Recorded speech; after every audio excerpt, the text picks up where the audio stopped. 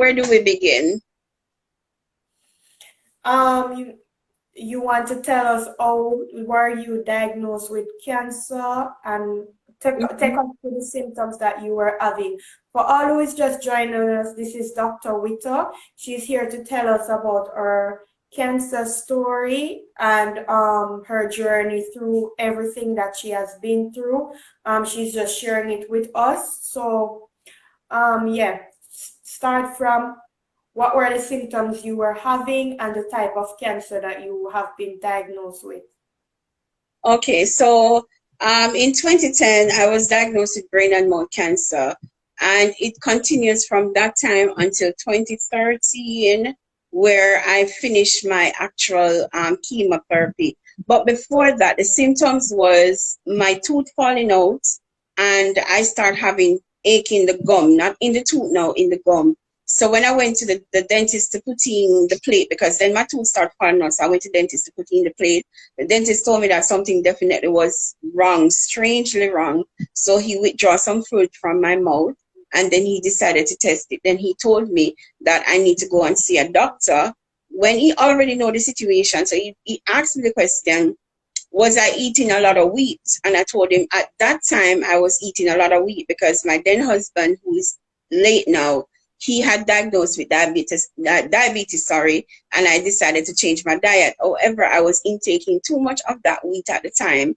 And so I don't know with what transpired, because I'm not going to say it's just wheat, but something transpired and I end up with the cancer. So from then on, I've been doing the chemotherapy, getting myself in order. And no, I'm in remission, but it was a very, very tough task because radiation is never something good.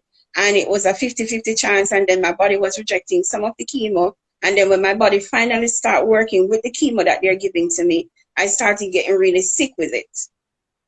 So it's like a situation where I had to go through like everybody else who had cancer. It wasn't easy. The support Wow. system, yeah, the support system was there. Even though I didn't want to worry my family, the support system was there. So yeah, I had to do what I had to do. So, you said your intake of wheat. So, can you tell me about that? Because I'm All curious right, to know.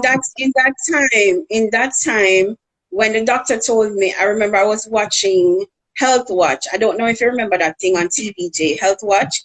And it was Yeah. this young lady by the name of Charmaine Robottom, and the doctor came on with some wheat in his hand, and he was talking about they were spraying the wheat in that time. So I'm not sure if that's what contributed to the situation, but I know cancer is in my family. So I know definitely that it may not be all wheat together, but something happened. But the doctor said, based on what he drew from my fluid, that contributed to it. Too much intake of it at that time. Wow. Oh my gosh.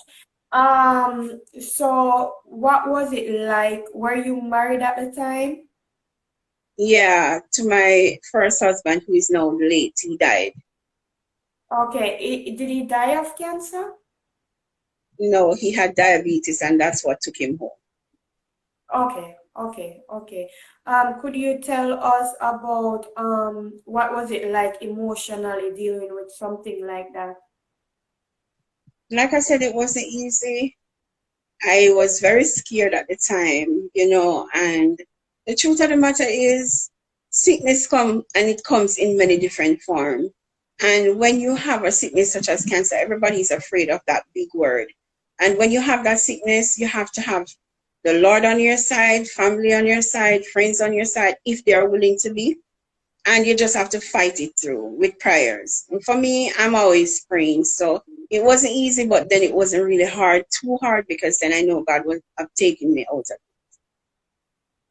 Okay, so would you say that your strength comes from prayer mostly? Yeah, it surely does. And it always is and it always does, because after diagnosed with the cancer and going through all of that, I end up losing my hair, and then end up losing my hair now end up me having this thing called alopecia, because from I lost my hair, I've been having bald spots around the edges. You know what radiation can do. So even if your hair grow back, some people naturally hair don't really grow back fully. But when it does grow back fully, they start having hair falling out at some point in time. And so while I was going through it, they did tell me that the chemo can cause damage to certain organs in my body, and it can cause a whole lot of mishaps when, going through it. One of them that I'm going through now after the whole chemo thing, because I'm now in remission, is the burning sensation in my legs. Sometimes I feel like my legs are burning me like a pepper, like, inflammation. And sometimes I have pains in my knees. It's hard for me to walk sometimes. So doing the chemo, it can be good, but it also can be bad. Wow. Yeah. I don't know if I should say or don't say, because chemo saved life, but then you have to live with the consequence of what it does to you after you take it, if you live through it. Because I'm now in remission, so I'm away and out of the cancer, but there's another situation that the chemo did to me that I'm going through now presently. Okay, you care to share that with us? Yeah, I now develop a heart issue wherein as I have one valve, the heart work by 4 valves. So I have one valve, and now I have to be on medications. I have to take 6 pills per day, and it's not easy. I have blackouts sometimes. I'm home, most likely alone because I work from home. My husband now is out most of the time working, so when I'm home, I'm always alone most times. I don't have to be, but it happens most cases. His mother will come down and, check on me every now and then. But the truth of the matter is, having this heart issue is now a detriment to my life more than even the cancer, because at any time I can hit my head, I can have a heart attack, anything can happen. The heart is enlarged, there's water surround it, and I think that's one of the reasons also why I have the foot problem. And I don't look sick, but I am pretty much sick. Even Sunday, I had a blackout, and my husband is here to tell you about some of the strange things that happen when he's at work. He can share his part. As a husband, being supportive. Sometimes he's having issues with the situation, meaning it takes a toll at some point in time, because having a woman in your life and then knowing that you're at work and anything can happen to her is not easy. So, wow. Yeah. Did you meet your now husband during going through all of that, diagnosed with cancer and everything, or? No, when I met him, I only had the heart issue and the feet issue, the cancer. I've been in remission since 2014. So the present issue is since I met him. No, before I met him, the present issue started in 2020, but we met in my present issue and he knew about it and he still insisted on marrying me. So. Wow. Amen to that. I mean, he must be a real extraordinary man. I can't wait to meet him. You said you will be joining us. I don't know. She's asking for you, Kevin. You need to put on your glasses. Oh, sorry about that. No problem. I don't know if I can. Can you rotate on Instagram, or a phone has to be straightforward up? Can you rotate? Straightforward up, but you can push it out to get both of you guys in the frame. Push it forward to get far back so that both can fit in the frame. Oh, well, that is kind of, let me see how it goes, how it works. We are better yet. It won't work. It's kind of difficult. Hi, but I'm seeing him. Hi, good night. How are you? Hey, Miss Kevin. So, and he's not a big talker. I am doing okay. And how are you? I'm fine, thank you. Can you care to share with us what it's like to love and live and be the supportive partner to someone dealing with such, serious illnesses? Well, for starters, it's not easy. For me, it's like it's the fear of when she is home alone. and I'm not around, and anything can happen. Because sometimes she do have her like busy spells where she may be fine now, and then within like a split seconds, she just knock out and stuff. Wow. And yeah, so on a few occasions it happens up to Saturday gone. I was on my way to work, and by the time I reach work and stuff, trying to call her on the phone, and it's like she wasn't picking up or anything. And normally after like 3 or 4 rings, when she said she not answer, I know say well definitely something is wrong. So I reach her probably about like something to 7, and by like 7:30, quarter to 8, I call her phone. She said, "I'm not getting an answer." I have enough rush from work, come back home, and when I come back home, she was like unresponsive a little. It's like when I started to open the door, she was like, just like coming around. So some of the time, that's the issue that that have me worrying about. Like, this story can come on at any point in time where she just pass out, for all hours and stuff. So some of the time that's my fear, when she's home alone. So basically, so what we do is like we have this thing where we're like in the mornings when I'm going up, because I normally leave out by say 6:30.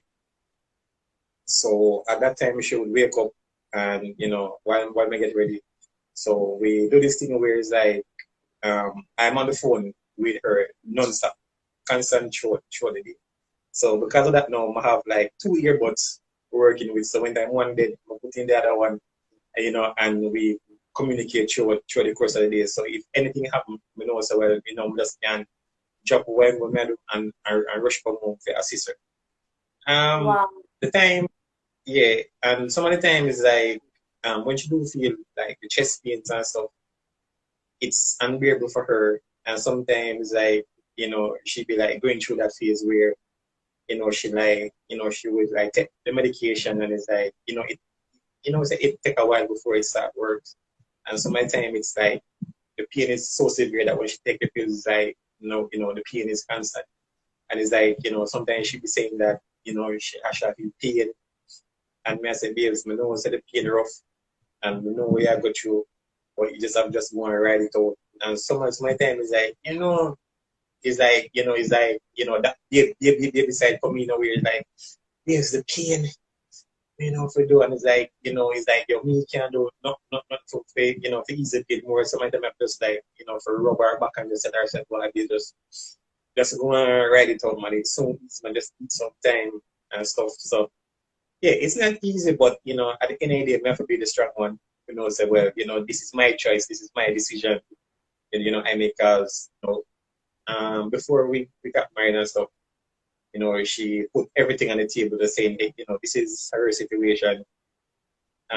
This is what she's going through, and it never deterred me from, from continuing the relationship and stuff, because I say at the we met on Tag. What? We met, yeah. Social media romance, big up Tag. All right. The thing is, we met a few years back, but she ignored my text messages. That was from about 2000. Yeah, she ignored the whole message from. Block and delete him. Yeah, so she blocked, because at the time she saw a photo where I was. When I say no, she thought I was a cop. Police. And I don't like police. Yeah, so basically, she seen the photo of me, at work.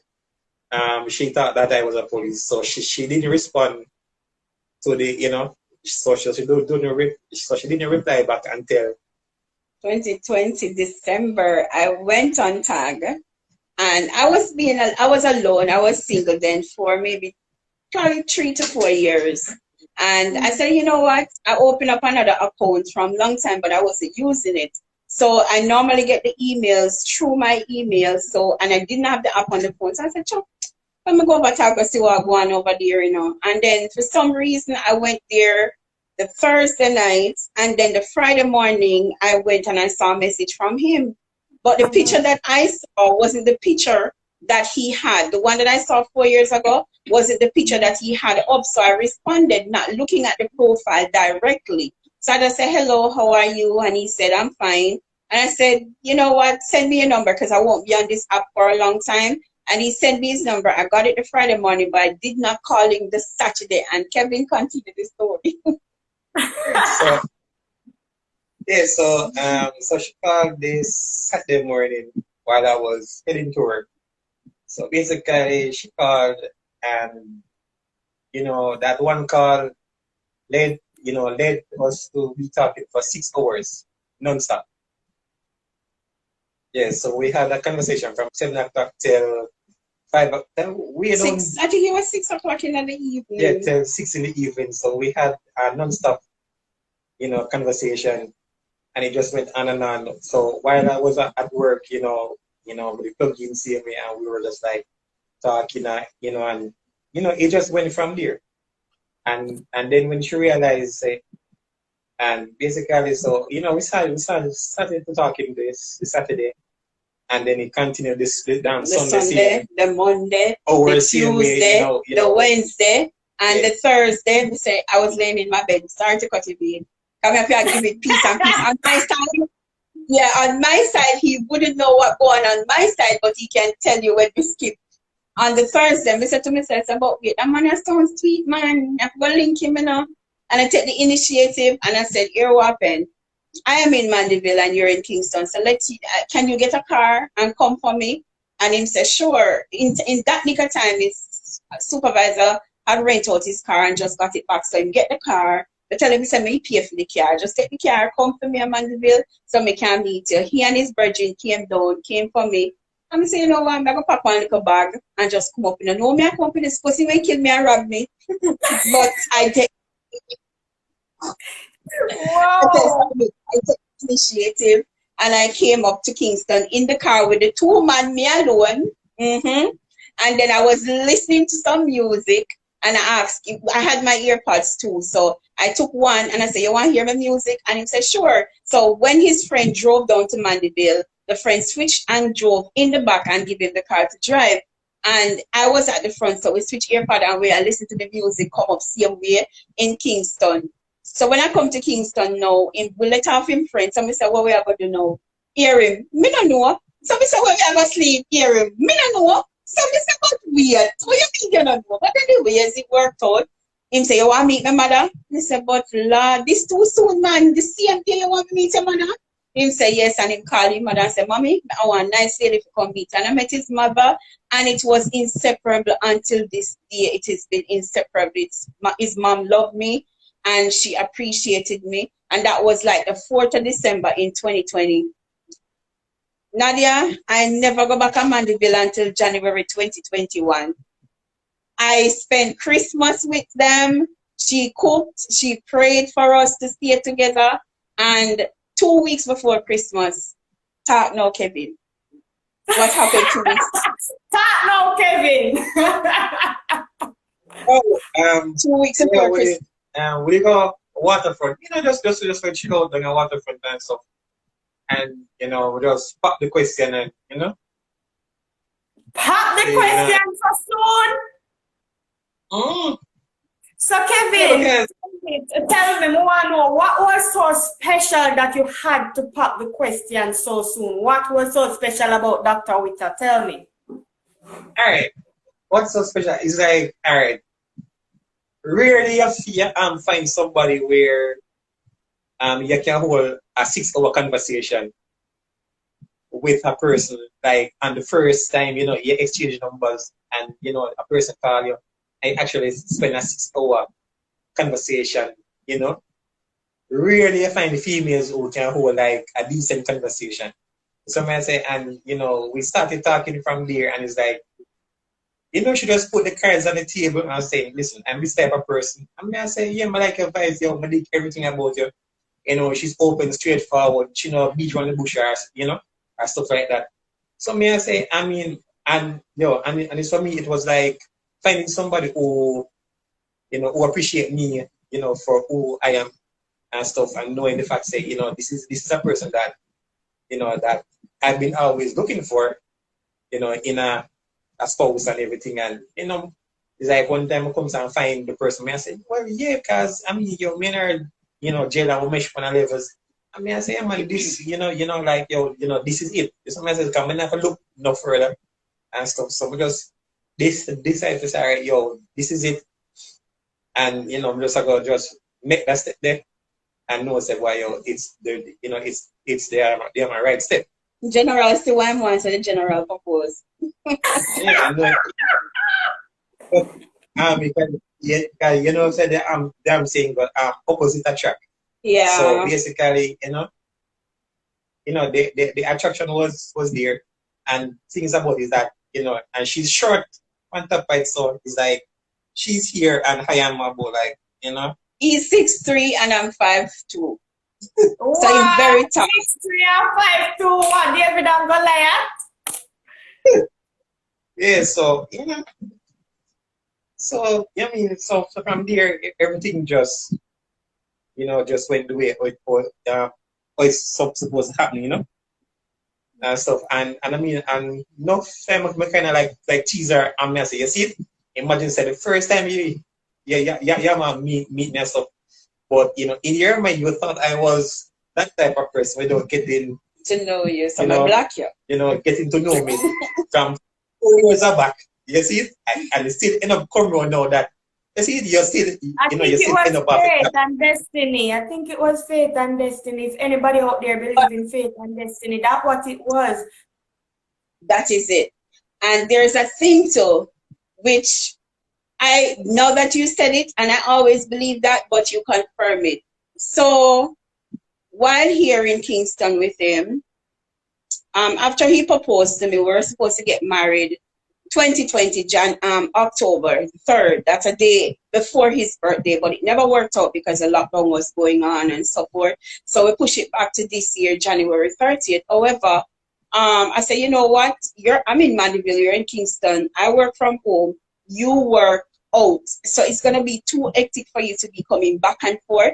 So let me move up, and little bit after Christmas in 2020, I decided that I'm going to seek somewhere to rent. The both of us, we can do our thing with our bills and so forth. And I take the initiative, find this place, go for my furniture, them a Mandeville, one whole truckload of it, decide, say, me I go move in with this man. And Nadia, one day I said to him, say, after I move in with him, the first week, say when you're moving, you have to fix up on this and that and whatever.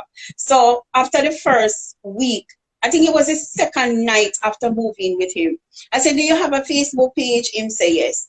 I say, give me a Facebook page so I can be a friend on Facebook. Nadia, when I go on the page, that's the time I realized that Kevin, who me did a run from 4 years ago, me never know see him until me move in with him, because I've never checked the pictures on tag. I just know because he had sent me some picture to my WhatsApp. So me never did actually pick up and say, yo, I him. But when I went on Facebook, the same pictures them what I saw on the first profile on tag, I saw them same way with him ID rolling neck. And me I say, Kevin, because he keep on saying to me, say, him know me and him always like me, and me this him 4 years ago, but I don't pay no mind and I know why I say. So when me move in here, me I say, but wait, are you the one when me think say the police hear me? Yes, I hear me. Lord have mercy. What kind of something this Jesus? Then you couldn't make me just see I went in first before, but God, let's put it this way, God blind me eye because God did not say. If he did not say him, would I reject him again? You understand me I say? Yeah, that's what I said. It sounds like fate and destiny for all who out there and really and truly believe in that. Terry Berry is on the live and he's asking, so where did you guys sleep that night? Because remember, I was telling the story and stuff like that. I was talking about it earlier today because I was on a live. I'm going to get back to Terry Berry. I was on a live earlier today and there was a topic to say that if you and a partner is in a relationship or just getting in a relationship and the person and you decided, well, I would say just getting maybe 6 months prior, and the person decided to buy a bed and you don't have no money to put in it, what would you do? Now the question come back to Terry Berry. when I came up to Kingston, his mother, and we grew up in the Adventist church, both of us, separate churches. So we both came out of the church. His mother is still in the church. So for me, being respectful because my grandmother is still alive and a Christian, I did not feel comfortable sleeping in that house with his mother at the same time. So we say, hear me to him now, see no money. No, Sam, a blank week. That was me for left him this same night. You know? I said, when I pay that no mind, we just draw for my little change and rent my little hotel with my nice big queen size bed and we go sleep. Yeah. Be a woman it up. And then right after I get him paid in the same following fortnight week, he gave me $10,000. So you see what I say? If I had to look at it to say me meet him and he never have no money that week because he already had budget out his money, did what he had to do to help certain things with his mom. I could have looked at it to say, imagine me meet you, know, I no money and I me have to go spend my money as a woman to find place for week to sleep just because I don't want to sleep at your mother's house. But I did not look at it like that. I take the initiative and I spend buy us food stuff, carry food, go give him mother. And right after, I think I rent the guest house. It's a guest house, not a hotel. I rented it for 3 nights. I rented it for the Friday night, the Saturday night, and I went back to Mandeville the Sunday. But I came back up the Wednesday. And when I came back up the Wednesday, I never came back, go back down until January for my furniture there. So when I was leaving, I went to visit his mom. And I said to his mom, Mom, I'm leaving. She said, when you're coming back? I said, I'm not sure. But when I go back to Mandeville, Nadia, and I start talking to him on the phone, I said to him, you know me in our house and it don't feel like home. So me think me I go come back, come see you. But I'm going to stay at your mom, but I'm going to ask her permission to stay at her this time. So when I asked her, she said, yes, man, what a one, man, of course I can stay. I said, Mommy, I'm going to stay with you for 1 month, you know. She said, yes, man, come. And I'm there for the 1 month till we get to one little place. And see, we here today. Married January 30th, 2022. And we good. Bills are paid. We're not hungry. Everything just a free flow because he's a man. Him do what I'm have to do. Wow. Yeah. You hear the ladies on the live, because I know how some of you ladies will stay, you know, including myself. If a man say him not have no money to pay for hotel, we vex. When I use for money, we have to say, what a waste man that. Me know. But you see what she do? She pay for the hotel and the other time when him getting paid, him give her 10 grand back. And he give me more than that. He give me 10 the day. And when he give me it, me say, what is for? And he look at me and say, what you mean what is for? After all of what you do? And me say, all right, no problem. And then in the following week, he give me some more change again. And me take the change, me take what he give me the last set and give him mother, because at the end of the day, all we did so, and she needed to get fair little things. So we just split it between me and the mother. And right now, the together we go off and off in the wedding thing. Me everything, the venue and everything. I think it was $100 and something thousand for the venue, and every week we pay 25, in pay 25. So we just go back and forth together till everything started out. Wedding up on YouTube right now, but the audio kind of did mess up because where we were, the internet at that time was going in and out, but it was a very lovely wedding. Yeah, can you tell them what is your YouTube channel so that who is looking for you will be able to find you guys? All right. We have a page on Facebook called Husband and Wife Shenanigans. We're actually building that page, Husband and Wife Shenanigans. I have a Dr. Mia page, but it's not really managing over there. I realize I find more persons over that page, over Husband and Wife Shenanigans page on Facebook, so I work with that. And on YouTube, I am Dr. Mia Witter Indestructible on YouTube. So you type in Doctor, spell out the Doctor, Mia Witter, you can't miss me. I pop up, you'll see me guys in our red burgundy wedding pictures right there. So, and on Instagram, you follow me on Instagram. I'm Dr. Mia Witter same way over on Instagram.